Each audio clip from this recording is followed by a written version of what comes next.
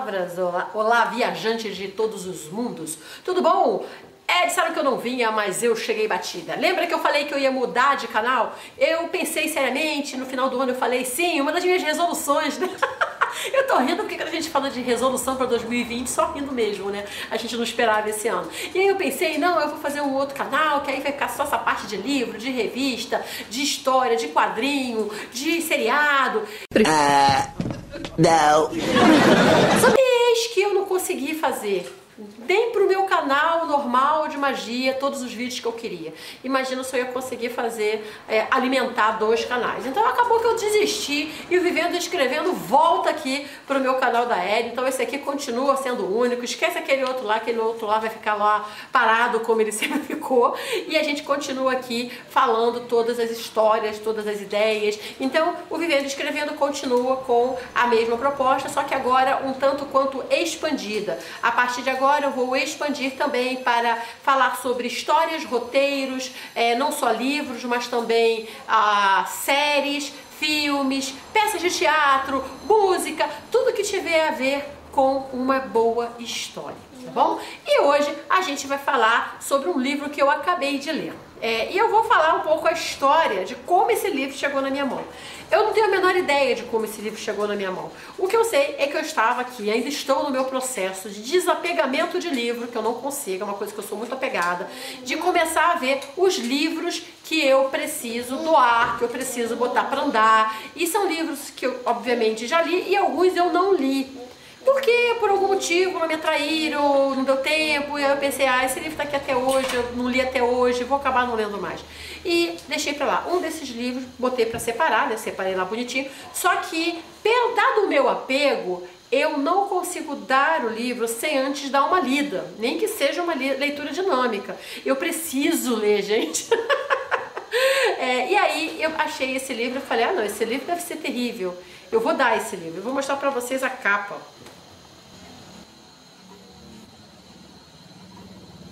Me deparei com isso, falei, esse livro deve ser um horror. Eu vou dar, nem vou ler. Mas eu separei junto com outros para dar. E aí, na hora eu falei, não, eu quero dar uma olhada. Eu nunca abri esse livro para saber, pelo menos não me lembro de tempo. Eu não tenho a menor ideia de como é que esse livro chegou na minha mão, tá? O que é bem possível é que eu, como rata de sebo, devo ter pego esse livro por algum motivo, em algum momento da minha vida muito louca. E eu acabei abrindo as páginas do Tonico Tinhoso, o afilhado do diabo, do Conde Bela Morte, tá? E eu percebi que ele era todo em versos, ele é uma poesia, ele é uma história toda contada em poesia. Ele já está descolando, tá, gente? Que é um livro de 1985, ele não foi costurado, ele é só colado, então a tendência desses livros é realmente se desfazerem, né? Muitas uicas minhas devem estar nesse estado hoje em dia, tá? Então, mas eu vou colar ele direitinho porque acabou que eu tive uma excelente surpresa. Gente, o livro é legal. Olha que louco. Eu ia dar esse... na verdade, eu ainda vou, tá? Porque eu acabei, quando eu cheguei na metade, eu falei, gente, esse livro aqui é a cara do Michel Charrin, meu aluno, meu Cavaleiro da Rosa, meu grande amigo, está lá de São Paulo. Então, Michel, beijo pra você. E eu falei pra ele, Michel, você quer esse livro? Aí eu mandei a capa e tal, tô lendo aqui, mas tem umas partes mais picantes, mais eróticas. Aí ele falou, quero. Então, beleza, eu vou terminar e te mandar. Aí no que eu terminei, eu achei o livro bem legal. Eu achei a métrica de poesia dele muito legal. E aí eu fui pesquisar quem era o autor. E eu fiquei espantada, porque o Conde Bela Morte, ele foi uma espécie de Zé do Caixão da poesia. E apesar de ser mineiro, ele viveu os últimos 40 anos aqui em Vila Kennedy, em Bangu, aqui no Rio de Janeiro, e eu nunca soube. Então eu encontrei matérias e entrevistas de jornais pequenos, uma matéria no Globo sobre a morte dele, que infelizmente eu não pude ler porque tinha que ser assinante, mas Ele faleceu já aos 83 anos, pelo menos acho que teve uma longa vida, em 2013. Tá? E eu descobri que ele tinha apenas 3 livros publicados, apesar dele ter vários livros, que tinha uns 18 livros não publicados, o que deu muita dó, me partiu o coração, porque a poesia dele é muito legal, é muito interessante. Esse livro em especial, eu não sei como são os outros, mas ele foi muito comparado até em algumas matérias, né, com Augusto dos Anjos, que é um poeta muito ácido, né, muito cítrico, é aquela coisa assim meio visceral. E realmente esse livro ele tem umas cenas extremamente eróticas, muito picantes, porque conta a história, eu vou dar a sinopse do livro, né? Conta a história de uma criança que já nasceu amaldiçoada, já nasceu para ser o cabruco do estupico da meia-noite, e todo lugar por onde ele passava, ele levava muito a luxúria, a discórdia, porque ele tinha como padrinho realmente o cabruco do estupico da meia-noite. E essa história vai sendo contada, e conforme ele vai contando, ele também vai passando por vários nomes, né? Vários nomes que são, digamos assim, que tocam sinos para quem estava vivo em 1985 e eu estava. Então você tem nomes de locais como a Scala, que eu cheguei a ver show lá e foi muito bonito, ele cita o Delfim Neto dentro de uma linha em que fica como se fosse uma outra língua, né? Mas você reconhece o Delfim Neto, que está vivo até hoje, e eu achei tão inteligente, né? A história em algum momento ela vai ficando meio partida, tá? Ela começa bem interessante porque você quer ver o começo, você quer ver onde vai dar aquilo. É meio filme de terror, sabe? É tipo assim, o Pestinha, mas do mal, sabe? Um troço meio sinistro.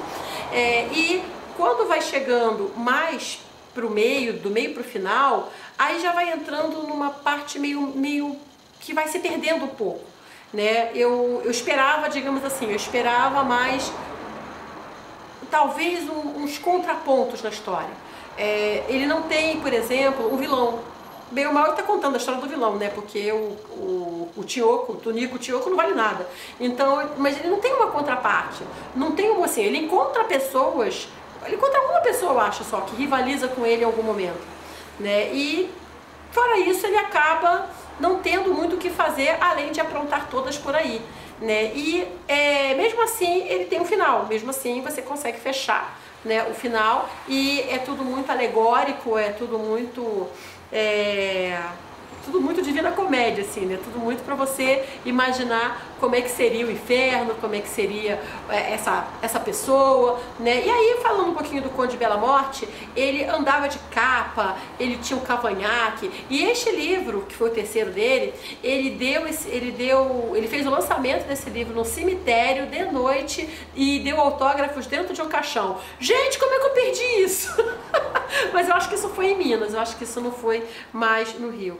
E eu achei muito triste que ele não teve o reconhecimento que ele merecia, tá? Tanto que se você for procurar, esse livro é raridade, esse livro você não encontra por aí, tanto que eu proibi o Michel de jogar esse livro fora, assim, né? Trata com carinho, porque eu só vou dar porque eu já prometi, senão não dava não. Eu gostei do livro e eu acabei me afeiçoando ao autor. Eu achei muito peculiar a história dele, muito interessante a forma com que ele resolveu se expressar, né? Porque ele não tinha medo, você lê por essas poesias aqui, ele não tinha medo de nada, né? E ele criou essa persona, né, que não teve apoio, por exemplo, da família, né? A família ele acabou perdendo, a família ficou em Minas, ele veio para o Rio. Eu não sei se ele chegou a ver a família antes de morrer, porque até onde eu cacei pelas matérias, ele estava tirando a documentação para poder viajar de graça, de ônibus, para poder visitar os filhos. Então, assim, me dá muita, como eu falei, me dá sempre muita dó, né? Porque, como eu falei, ele é um artista, né? E às vezes as pessoas não estão muito prontas para aquele tipo de arte, né? Tanto que por essa capa aqui, né, se bobear o YouTube ainda vai me barrar ainda. Tá, então eu acho que é uma experiência, né, que de encontrar uma poesia dessas, que eu acho que é uma experiência só permitida em sebos. Por isso que eu gosto tanto de livraria, eu gosto tanto de sebo, tá? A livraria em si, as grandes livrarias, como as Saraivas, as Culturas, nada contra, gente, eu amo o ambiente de livro, eu amo muito. Mas você sempre vai encontrar mais do mesmo, você sempre vai encontrar aqueles livros que meio que estão ou no lançamento ou na moda. Você não encontra essas pérolas, né? Você não encontra essas preciosas, esses tesouros perdidos, essas histórias. Então, eu acabei conhecendo aqui o Conde de la Morte. Eu fiz aqui uma pequena pesquisa dele. O nome dele era Joviano Martins Soares Filho. Em 1955 ele publicou o primeiro livro dele, que foi Rosas do Meu Altar. Se alguém tiver aí, por favor, me avisa, gente, tá? E ele tinha um outro livro chamado Dança dos Espectros. Eu não sei se esse foi publicado, ele tinha vários não publicados. Eu espero muito que alguém tenha guardado esses originais, porque eu tenho certeza que eles tinham muita qualidade. E ele tinha esse aqui, que é o Trovas, Trovinhas e Trovões, tá? Então, eu adorei esse nome, gente, Trovas, Trovinhas e Trovões. Olha essa criatividade, cara, isso aqui é muito bom, né? Então, ele, como eu falei, ele já está falecido, né? Espero que ele tenha, que ele esteja curtindo a pós-vida, né? Como ele acreditava piamente na vida após a morte, e ele gostava de dormir dentro de um caixão, porque ele queria que ele falava que ele dormia dentro de um caixão, abraçado com uma caveirinha, para já se acostumar, para ir se acostumando já com a pós-morte, pós-vida, né? Eu achei isso o máximo, tá? Então, o Conde de la Morte, eu acho que ele foi um marco.